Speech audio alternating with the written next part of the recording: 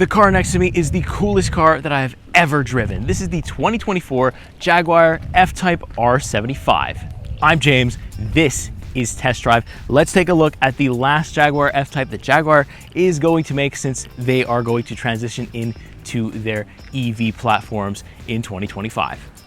So let's start off first by taking a look under the hood. We have a massive 5-liter supercharged V8 engine that's giving us 575 horsepower, 516 pound-feet of torque. We're also getting an all-wheel drive system and, of course, an 8-speed automatic transmission. Doesn't come in manual, but I honestly don't care.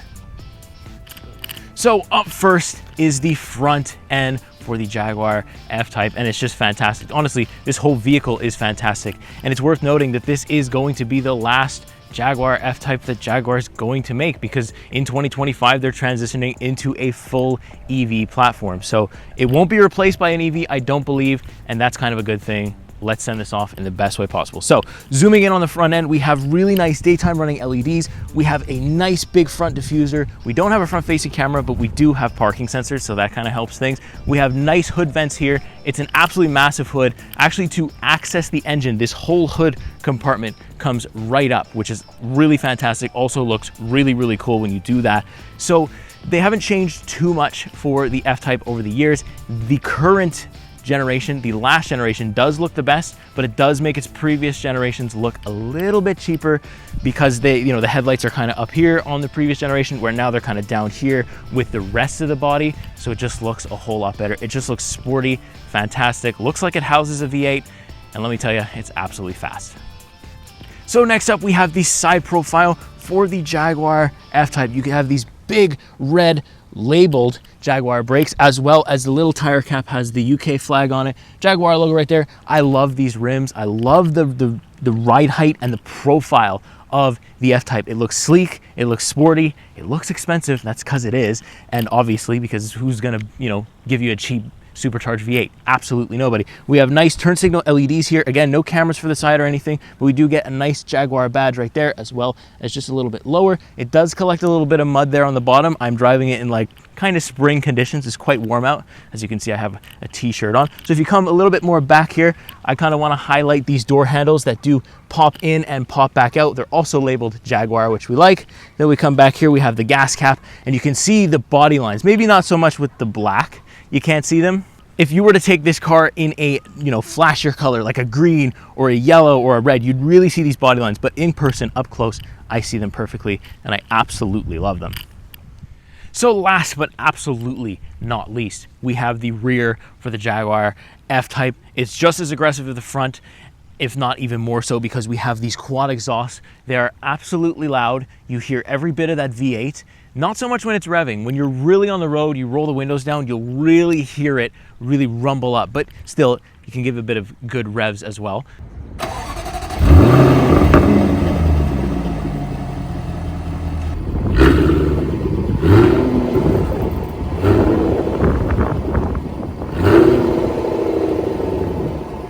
I also have a button inside the cockpit for active exhaust, so I can have it be relatively quiet. I mean, this car is hard to make quiet, but it's quieter, or you can press the button and really open the valves. Another feature that is really cool is this little section right where the Jaguar logo is actually an active spoiler. So when you hit about 110 kilometers, 120 kilometers on the highway, this starts to come up, adds a little bit of downforce to the car, makes it look even cooler, and it's just fantastic that we have it. There actually is a button inside the vehicle in order to raise or lower it, but you can only do that when the ignition is off, and it's really only for cleaning purposes, so you can get underneath the wing, because there is stuff that might build up there, which is cool. I mean, it still looks pretty fantastic in pictures to have the wing up. So what else do we have around back for the Jaguar F-Type? We do have a rear camera, which is of decent quality. I was expecting a little bit better. We have a super nice looking diffuser down here. We also get an R badge. That stands for the R75. It's also, we have one in the front. This badge is blacked out, looks fantastic with our color spec here. And then of course, last but not least, we do have some type of storage space. It's automatic, which is fantastic. It's kind of wide. I've got my stuff in there because I can't use any other part of the vehicle, because as you'll see when I hop into the interior, there's no storage at all. So there isn't a ton of space in terms of storage, but there's enough to put a couple of bags if you're going away for the weekend, or maybe some small golf clubs. I don't think you'll fit full-size ones in here, and if you do, send us pictures. I want to see how you manage that. And then also an interesting thing is the fact that we have the windshield washer thing right here. You can open the cap right back here in the trunk because, as you'll see from our engine shots, there's no room for anything else but that V8 up front. So that makes perfect sense. I like that it's automatic, and I mean, you're not really buying this car for storage needs. You're buying it because it has a supercharged V8. So with that being said, that's the exterior. Let's hop into the interior, and then of course I'm going to take this thing on the road because that's where it shines. So let's go. Up next, we have the interior for the Jaguar F-Type. Starting with the door, you can see we have a bunch of driver's controls, but I'm actually gonna hop in because the ignition is on and it's quite loud, even though I have a valve button right here, which is pretty cool. So, sitting now in the driver's seat, Jaguar F-Type, my favorite place to be. There's no rear, obviously, two-seater. You look behind you, you got a little bit of a cargo net for storage, but that's where it ends. So, I really love it in here. The seats are surprisingly comfortable. You expect a sports sedan, the seats are not that comfortable. Jaguar F-Type, very comfortable, very well bolstered, holds you very well. You can adjust them very well. The driver and the passenger have 3 memory seat settings, so you can set them, forget it, leave it, and you can alternate passengers, drivers 3 different times, and it'll always remember your settings.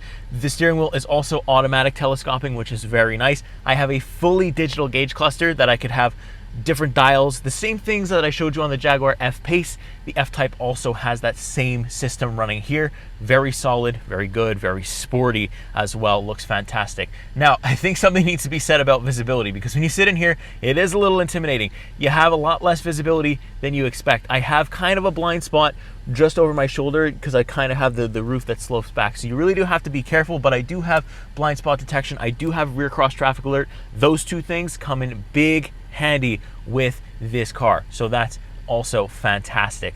Now, I also have some vents just up here that can open and close kind of thing. They kind of go into the dash and come out of the dash when the heat or the cool air is needed from those vents. If it's not needed, it drops right back down. Very cool feature. I got a basic infotainment display. It's not as complicated as you see on a lot of the Range Rover, Land Rovers kind of things. It's very simple.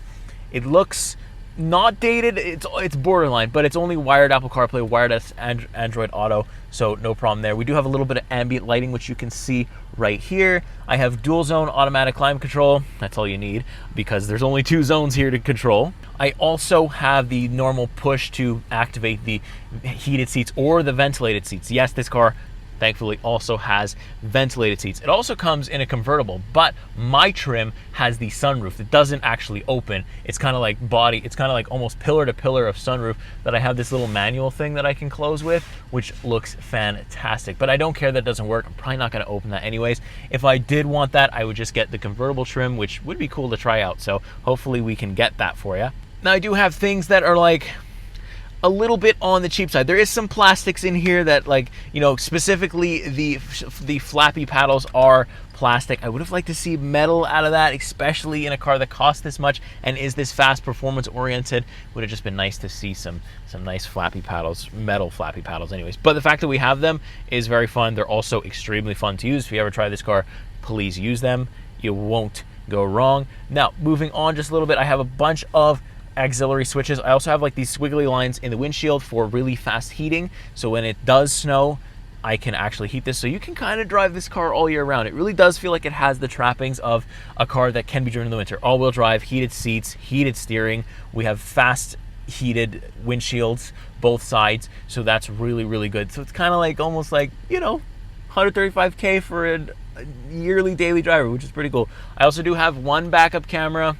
It is a okay quality, not $135,000 quality, but okay. Not the best at night either, but still the cross traffic alert really helps me when pulling out of driveways in tight spaces. So I'm really glad we have that at least. I also have a dynamic mode where I can click it, put the car into dynamic mode, which is basically like the race mode almost.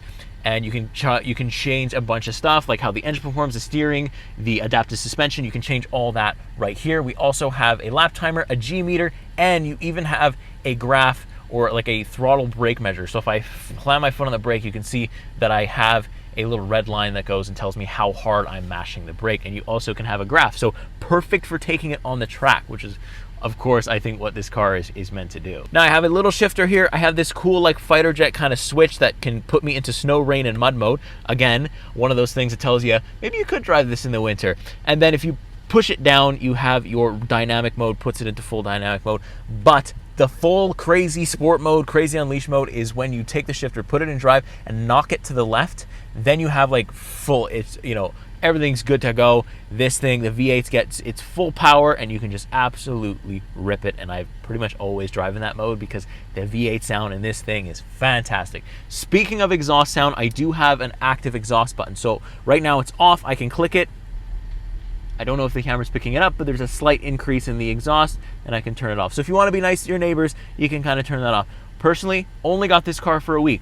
Not being nice to anybody. That button is always on. I also have a traction control off button, an auto start stop button on or off. I always turn that off because it's quite annoying. I have a little bit of storage here, cup holders that are standard, no problem, fits everything. Overall, I'm just very comfortable, and the interior is fantastic. High quality, 135K worth, but let's take this car on the road because that's where it shines. Let's hear this V8 roar. I'm gonna rip it as many times as I can for you guys. Let's go. All right, so on the road now with the 2024 Jaguar F-Type. I can't believe those are words that I'm actually saying. I couldn't believe when I had the F-Pace, but here we are in the F-Type.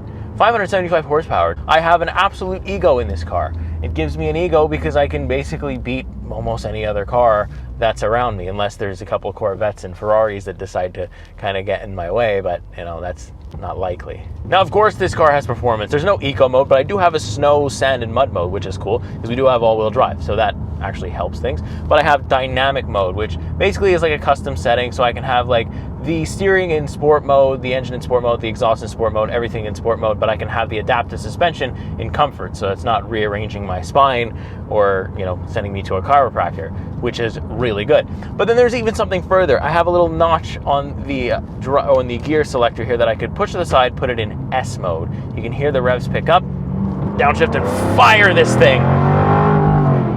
Holy God. Oh my God. And that, ladies and gentlemen, is where the ego comes from, because did you hear that noise? Oh my God.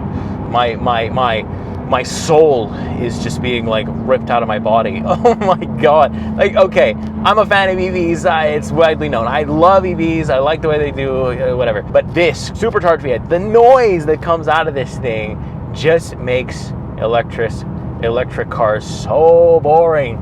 Because like, you can rip an electric car all you want and as many times as you want, but like, it gets old, it gets boring. It's like, meh, you know, you get used to it. You never get used to this. You never get used to this. And I've done it all day, every day. You never get used to that sound. It's such a good sound. It just adds to the speed. Like, I couldn't even, you know, it could roar that to 60, and I think I just went 180, because the sound adds the ambience. It adds the tone. I really hope you can hear that engine, because, oh my God, the engine sounds the best between like 3,000 and 4,000 RPM. So you really do have to rip it to really get the roar of the V8. You can't really do that when you're revving it. It like limits it pretty heavily. It's like almost on the quiet side, which I guess some people will be disappointed by. Personally though, I don't care. I don't care. It's so, because I can go on the highway and boom, and then if I hit 110, up comes my nice spoiler, and I've got downforce for days. It's just like absolutely incredible, absolutely unbelievable. So I have things as well like lane keep assist. Why you need lane keep assist, I don't know. Because it's not hard. I mean, you're not going to use it, but also we have cruise control, and we have all the basic trappings of a normal car, like a normal, just everyday driver car. But I mean, am I using it? No, because I'm going out of the lane quite a bit, because I'm really pushing it, because it's fun to do that, right? So you're not really saving any. I'm not trying to save fuel. I'm not trying to save anything. I'm not trying to treat this like a normal car at all. So it's just like rips, and I can drive this all year round. Technically, this was on the press fleet as of like January or like early December. This was on the press fleet, so it was like, oh, okay. So like I've done, and this is crazy. I've done about 100, just over 100 kilometers. I've been driving this all day, every day, so maybe a little bit more than that. But my fuel economy is actually 13.1 liters per 100 kilometers, which is kind of dumb. And I don't even know how that's possible. I'm not even sure that number is correct, because I've been just ripping and railing this thing to the absolute edge, right?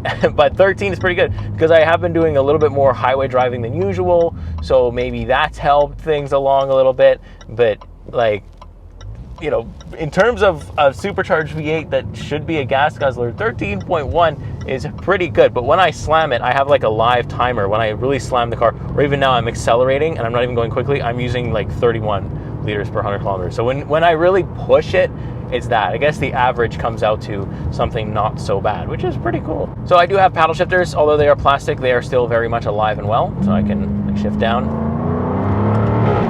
Whoa. Oh, so there's the automatic mode, which is cool, and then there's the manual mode, which is damn scary because you can hear the grrr when you shift in manual mode. So I'll do it again. I gotta give it the brakes here. Downshift, high rev, go. Oh my god. Oh my god. Okay, I'm gonna knock that back before I get myself in trouble. So the challenge this week has really been not going to jail, because it's like you don't even realize how fast you're going. You're just absolutely flying. The handling as well is just so dialed in. You realize right away when you accelerate through a corner and the back end does nothing, even with traction control off, like it just is planted. I could feel the steering wheel do exactly what I needed to do, exactly what I want. Like I could place this car anywhere and have full confidence that it's gonna grip.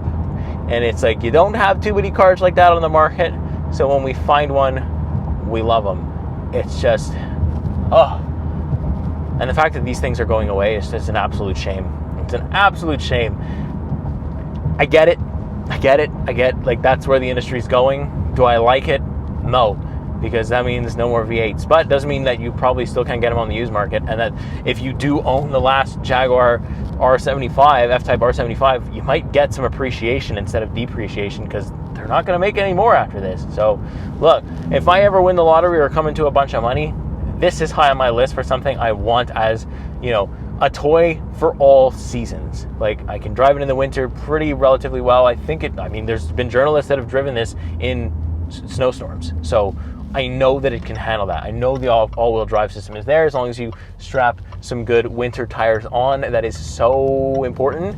Just make sure you do that and you should be fine. Like this car is so solid, so much fun to drive. I can't get enough. So look, overall, yes, there is some things for $135,000 MSRP. Like, yeah, I wish I had more of that and this and the other thing. Like I wish, you know, there was not as much plastics in here, and I wish there was more metal and stuff like that. But honestly, the fun is on the road, and the fun is the way that the car is built, the way it sounds.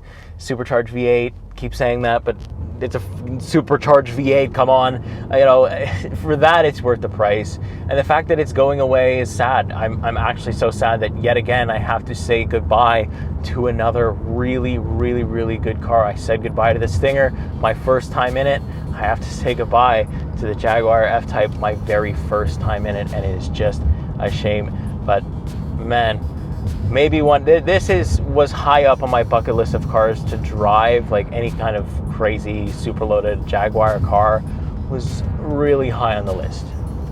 And I'm so glad that I got the opportunity. So thank you guys so much for watching and supporting me, Niall, and the entire team at PRN.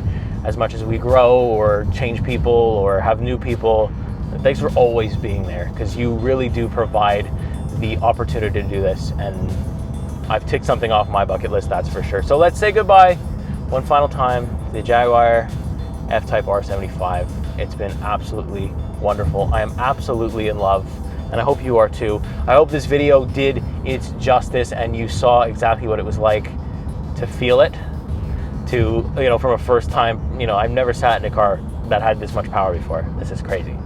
So I hope that came through. I hope my passion came through. And also, other owners of Jaguars, let us know reliability, because I can't speak to that. It's been flawless reliability-wise. I only have these cars for a week. So tell us in the comments, what's the reliability like on an F-Type for our, you know, potential buyers. And potential buyers, I'm so jealous of you. Please tell me what you do for work, because I'd like to buy one too. All right, we're good. Let's end it there. With that being said, I will see you in the next week. See you in the next car. Like and subscribe. Take care.